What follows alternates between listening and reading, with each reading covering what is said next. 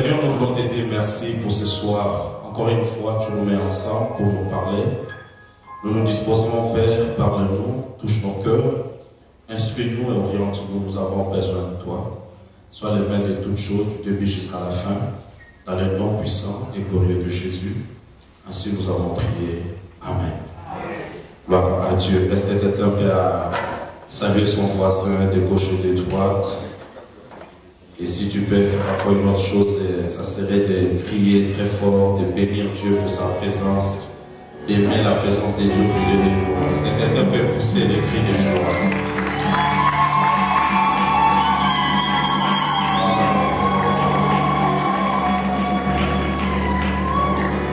Plus fort que ça, tu peux le faire. Donc si la salle est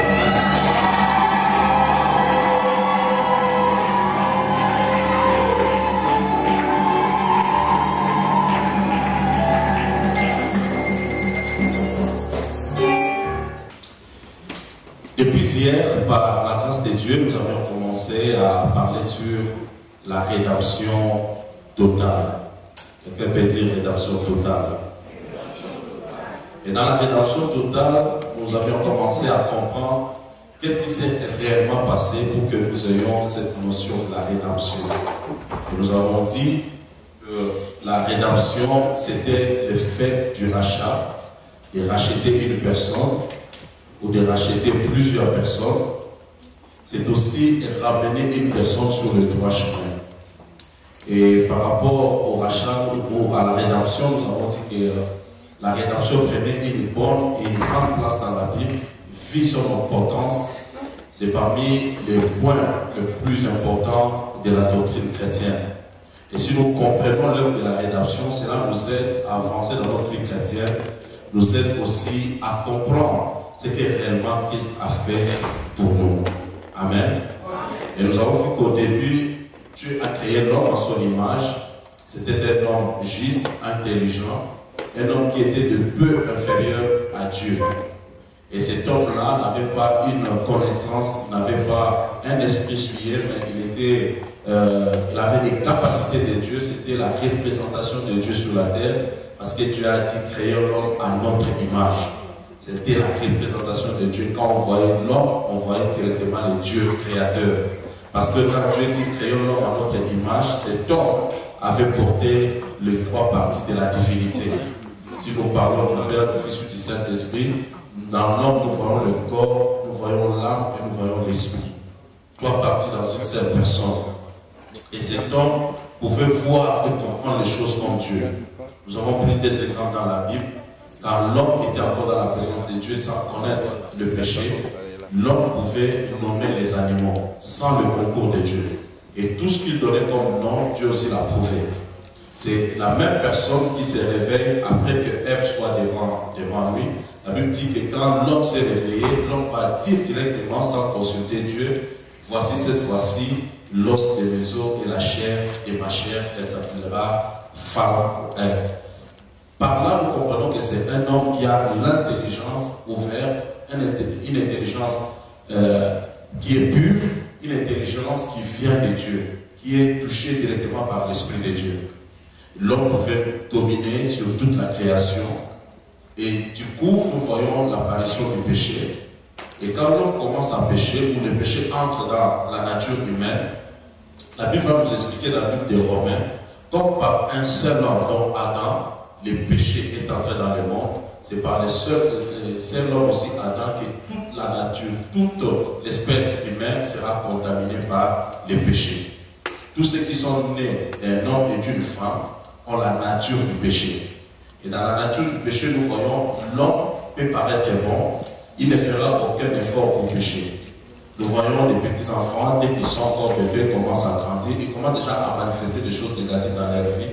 Peut-être il ne sait pas partager avec son frère, il garde ce qu'il a pour lui-même, il manifeste la peur, il manifeste des choses que normalement il devait apprendre après une expérience. Il n'a jamais connu une expérience d'accident, mais un enfant a peur. Parce que dans la nature de l'homme, il y a déjà les péchés et toutes ces choses sont des conséquences du péché. Amen. Donc après les péchés, que les péchés soient entrés dans la nature humaine, Dieu devait faire un travail. Et le travail de Dieu, c'était de racheter l'humanité.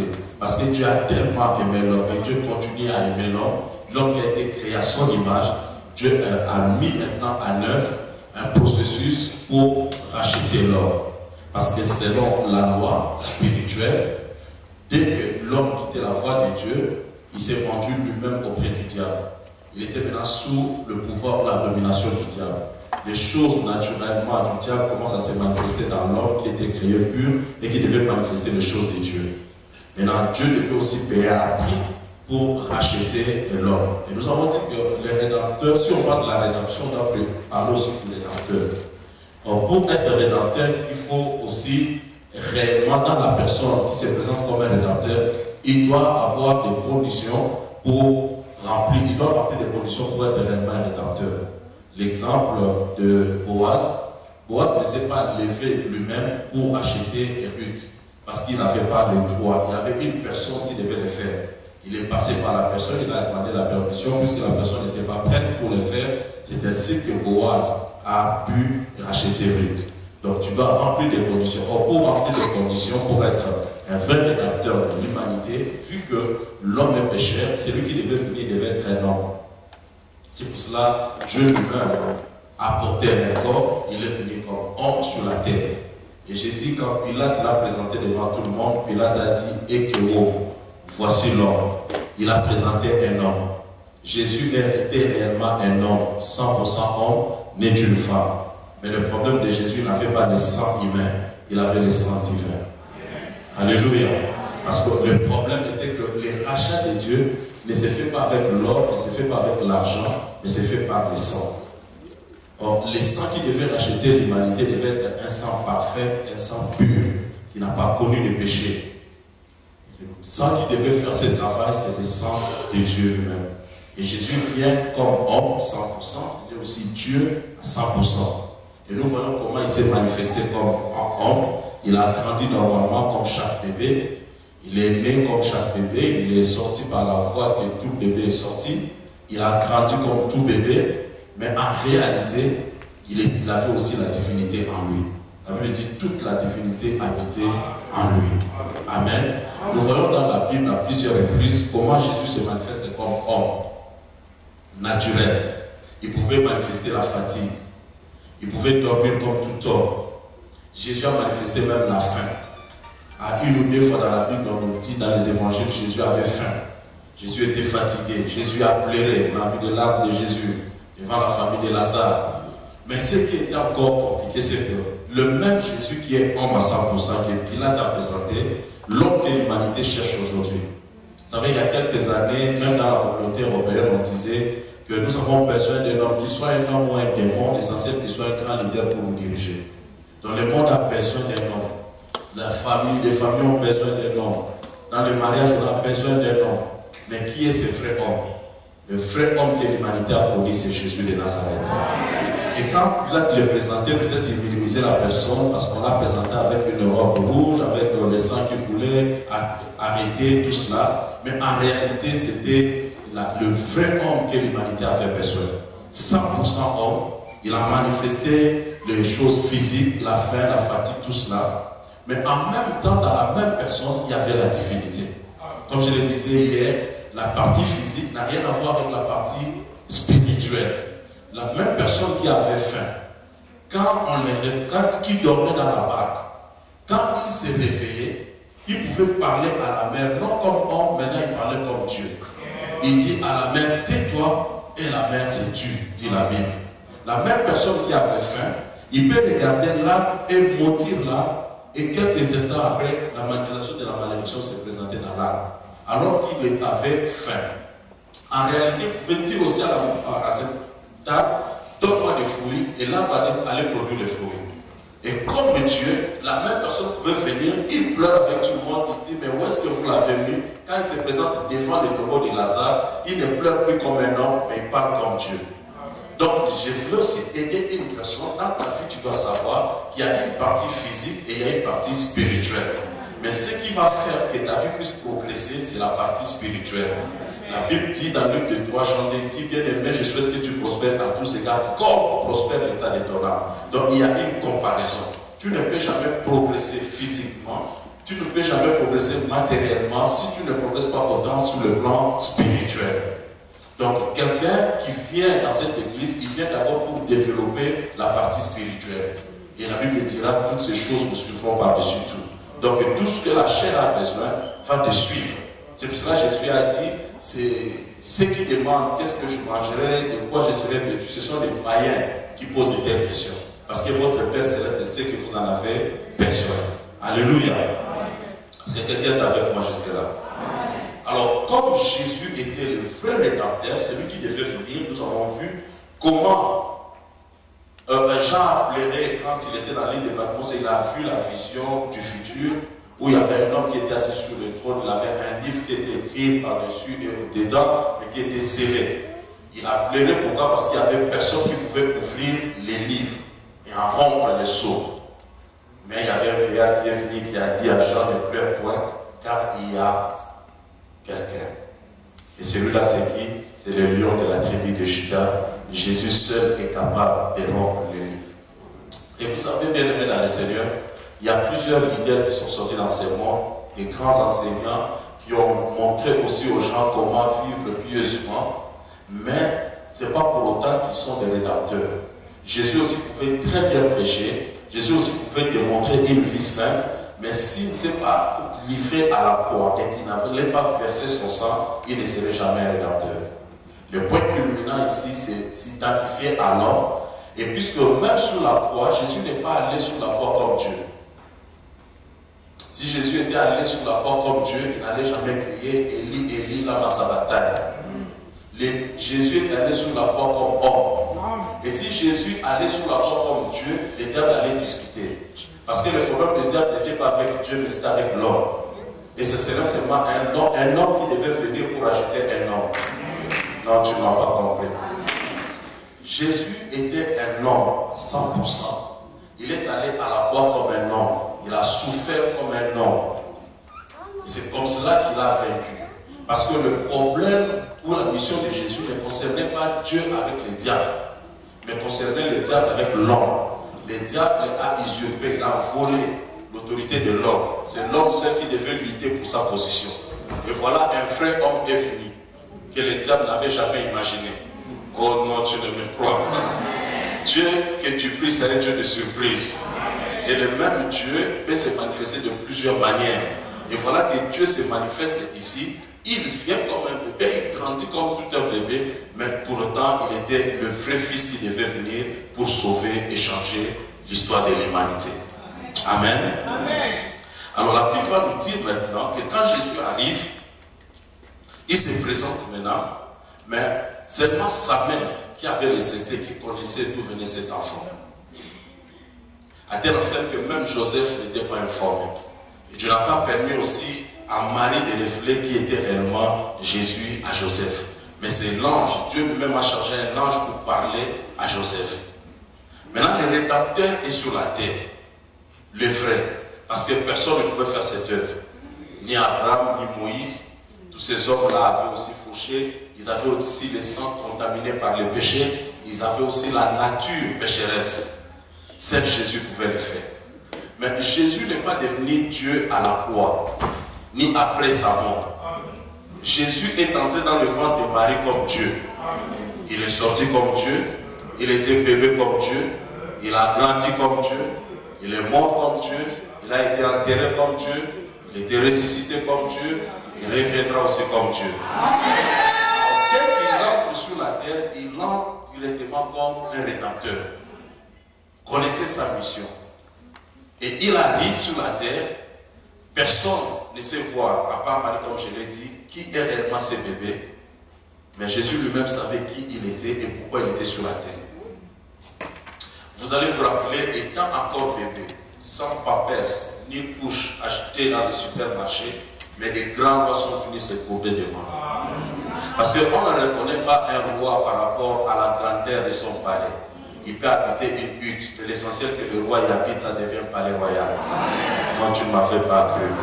Je voulais tout simplement dire que ce que Dieu a déposé dans ta vie, c'est ce qui fait ta valeur. Ça ne dépend pas de voiture. voiture, ça ne dépend pas des bijoux, ça ne dépend pas des choses que tu as, mais ça dépend de ton identité intérieure.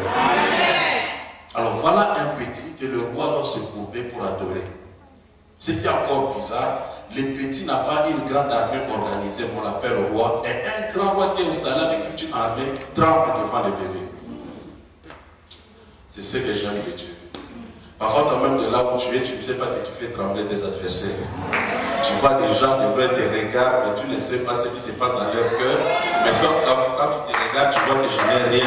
Mais en réalité, ils ne voient pas ce que toi tu vois. Parce que les choses que Dieu dépose dans ta vie sont des choses spirituelles.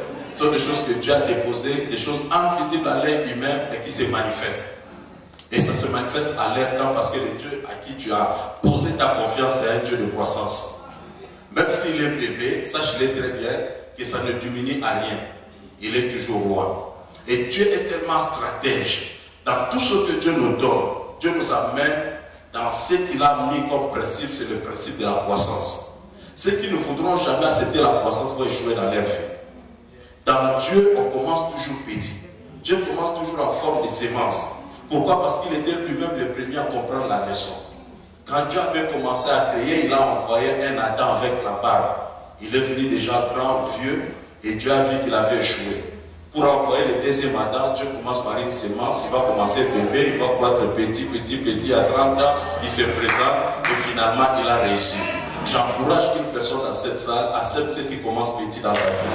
Accepte ce que Dieu a commencé à poser dans ta vie, petit à petit, et tu verras le résultat au temps opportun.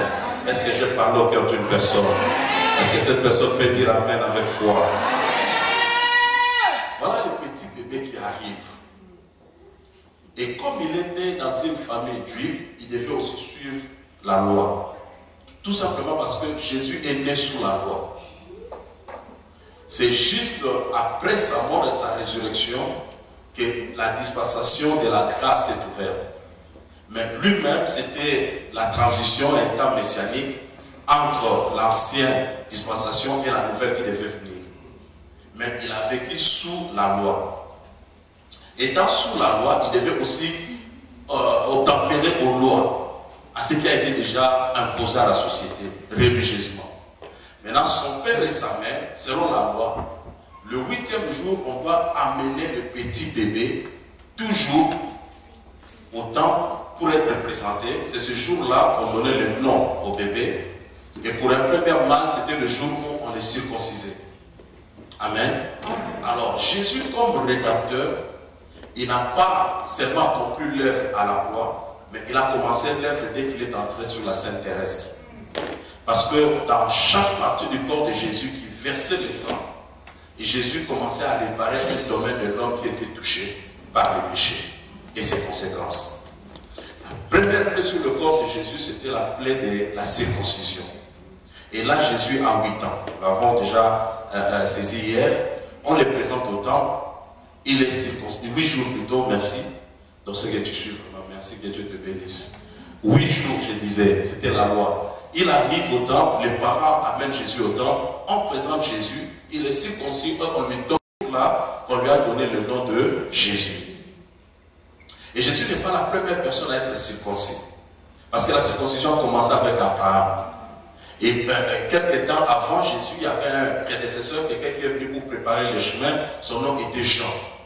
Et la Bible dit aussi, c'était de même le 8e jour, on a aussi circoncis le petit, et on va lui donner le nom de Jean. Et avec Jean, il y a eu un problème.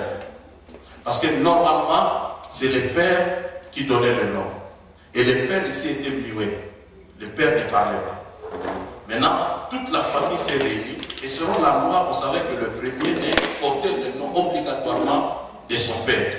Alors toute la famille s'est levée pour dire que cet enfant va s'appeler Zacharie. Mais dès qu'ils ont dit Zacharie, Zacharie a commencé à faire des gestes. Il dit non, c'est pas Zacharie. On dit mais qu'est-ce qui se passe? Il demande une craie. Va au tableau, il écrit Jean.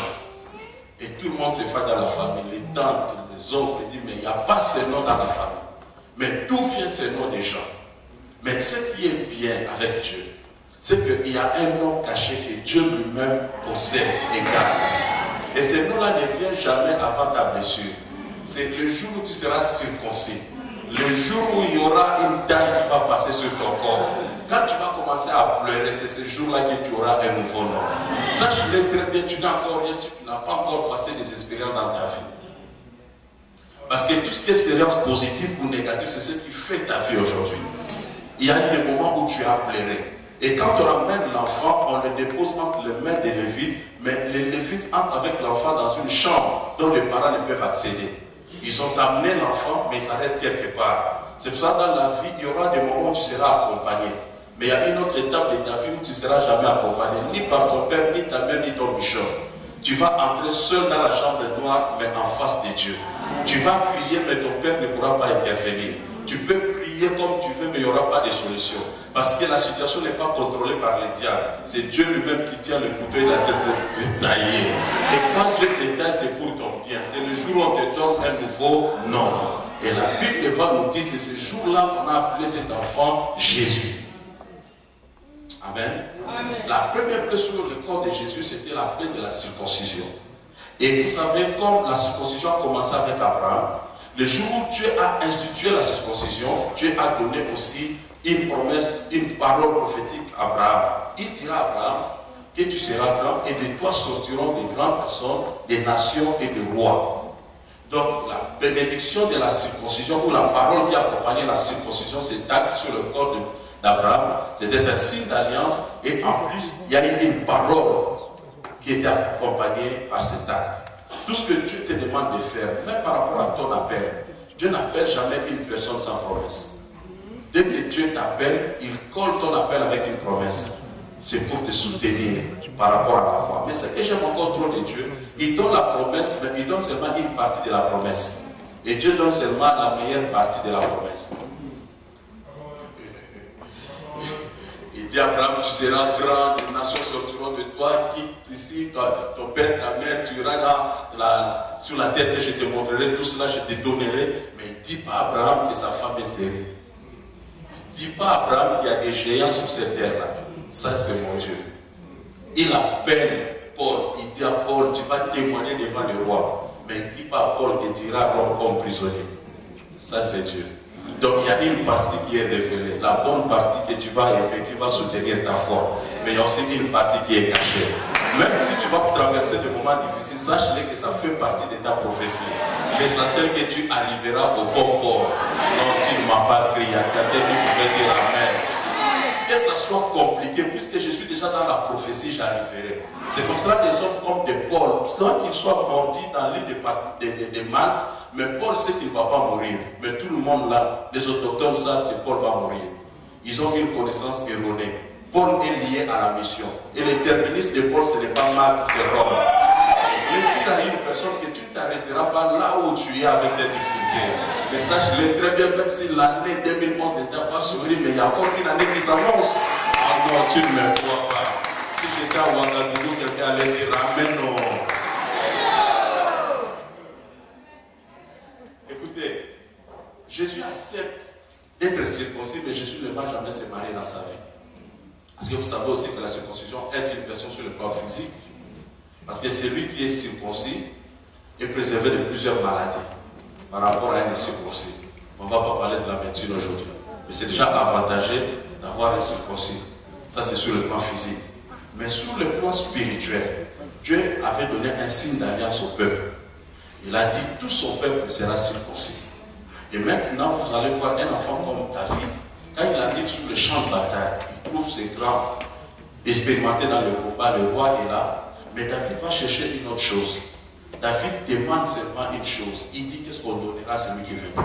Mais pourquoi tu dis ça? Tu n'as pas encore entamé la bataille, tout cela. Mais David est trop sûr de sa victoire. Vous savez pourquoi? Il va le déclarer et dira, qui est donc cet incirconcis qui a osé insulter l'armée de Dieu vivant? Le fait déjà de comprendre que cet homme qui est devant moi, c'est un incirconcis, David avait déjà fait recours aux promesses et à la loi de Dieu. Il savait que le peuple de Dieu, c'est un peuple circoncis. Et étant circoncis, aucun incirconcis ne peut te vaincre. Donc il y a des choses qui sont devant nous, qui se présentent comme des Goliaths, mais nous nous arrêtons à les regarder par rapport à leur taille. Mais il faut aller au-delà de leur robe. Et tu comprendras qu'ils sont incirconcis. Et je crois que la maladie qui te menace est incirconcis.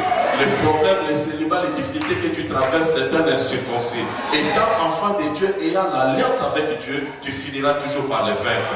Est-ce que quelqu'un peut dire Amen? Et quand Jésus arrive, il accepte que son sang puisse couler.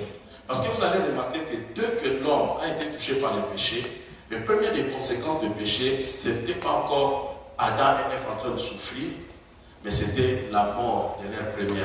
Et deuxième-né, tué par leur premier-né. Les soucis n'avaient pas commencé d'abord au niveau des parents, les soucis avaient commencé au niveau des enfants. Et vous allez remarquer même dans la vie présente, ceux qui cherchent Dieu et craignent Dieu ont difficulté peut-être à avoir des enfants. Mais les aventuriers peuvent aller de gauche à droite, ils trouvent des enfants facilement. Vous allez trouver qu'il y a des gens peut-être qui ont des enfants, mais qui ont des problèmes de santé, tout cela, mais ils connaissent Dieu et suivent Dieu. Parce que le diable sait que peut-être la difficulté à te toucher, mais s'il touche tes enfants, il va aussi te déséquilibrer par rapport à ta foi. Le diable va très souvent déranger les parents, mais parfois il n'arrive pas à toucher les parents, il touche les enfants. Tu vas voir quelqu'un qui est vraiment dans la vie chrétienne, mais les enfants sont dans la drogue, les enfants sont en prison, dans le banditisme, mais ça ne va pas aider aussi les parents à bien marcher, bien faire l'œuvre de Dieu. Et créer des soucis dans la famille. Et le diable est laissé. C'est pour cela qu'il a commencé par toucher. Les conséquences des péchés ont commencé par les enfants. Or, quand Dieu maintenant appelle Abraham et amène Abraham à la circoncision, Dieu dit à Abraham que tes fils seront grands. Tes fils vont réussir. Tu vas produire des rois sur la terre. Et Jésus, quand il vient, il accepte la circoncision.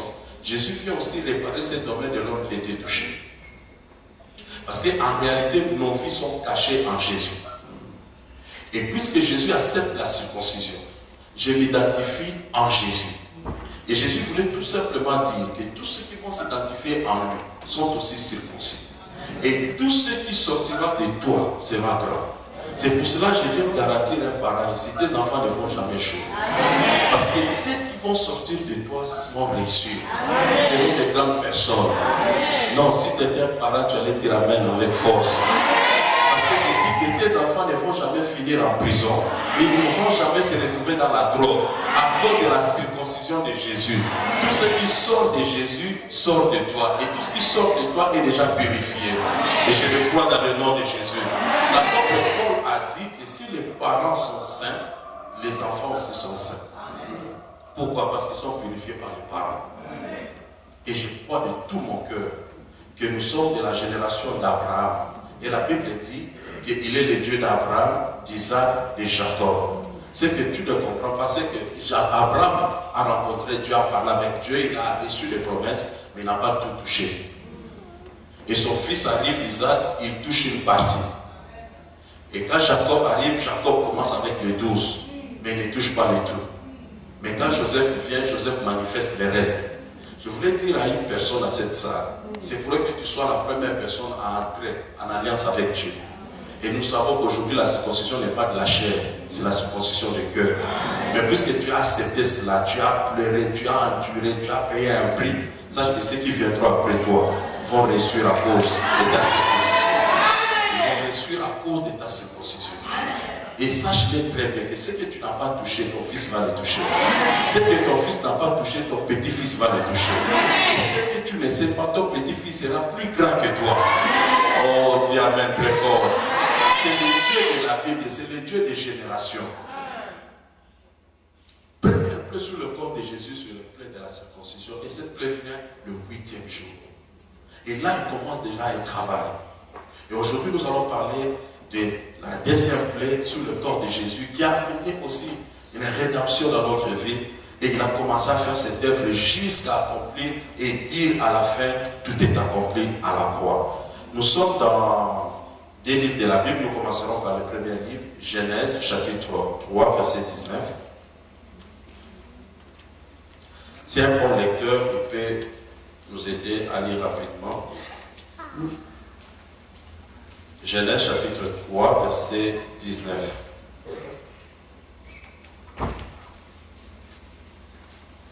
Nous lisons le Seigneur, Genèse, chapitre 3, verset 19. Amen. C'est à la sueur de ton front que tu mangeras du pain, jusqu'à ce que tu retournes dans la terre, d'où